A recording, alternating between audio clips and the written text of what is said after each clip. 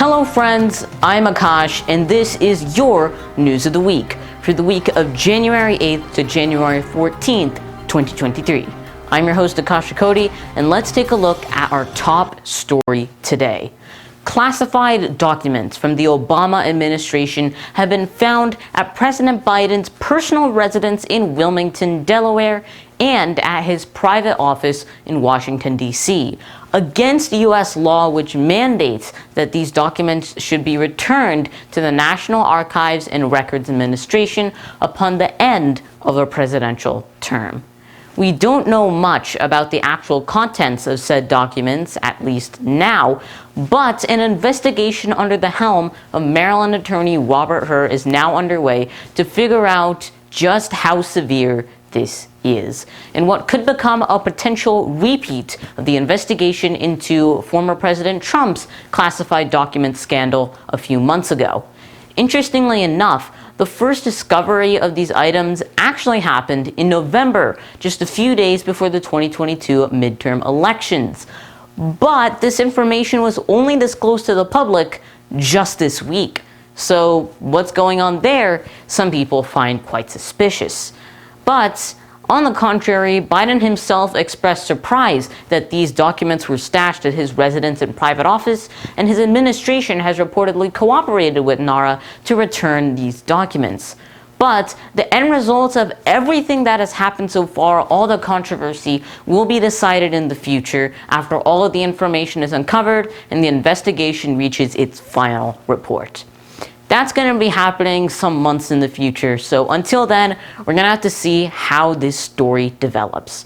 But as of now, this is like a breaking story, and hopefully we'll have more information for you in future News of the Weeks regarding what is going on.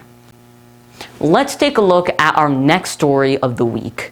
After former Brazilian President Jair Bolsonaro lost the 2022 Brazilian presidential election to Lula da Silva, supporters of former President Bolsonaro stormed the Brazilian National Congress building, the Supreme Federal Court, and the presidential palace on January 8th, just over 2 years after the U.S. Capitol attack that inspired this event.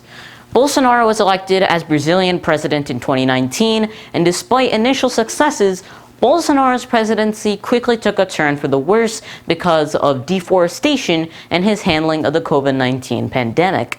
This led to his loss in the 2022 presidential election, in which previous President Lula da Silva won, and therefore is becoming the new president of Brazil.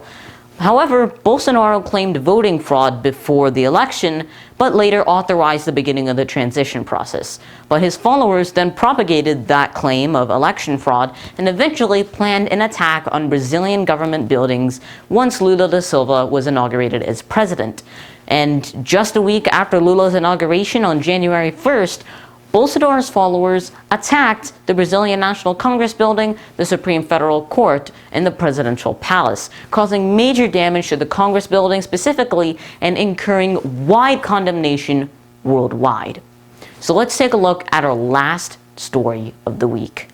COVID-19 cases have reached alarming numbers in China. China declared that almost 60,000 people died of COVID-related causes in the past 30 days. Almost everyone in Beijing has been infected with the coronavirus at some point in the past couple of years since the pandemic began. And people around the world are concerned about the increasing number of cases in China, especially the countries that border China, because after them, it is their countries to which COVID-19 will spread next. So hopefully this situation can be resolved as soon as possible, and I truly hope that the people do not have to deal with such a big pandemic as COVID-19 ever again. And that is all of your News of the Week for the week of January 8th to January 14th, 2023. Thanks so much for watching, and I'll see you soon in another News of the Week. Goodbye.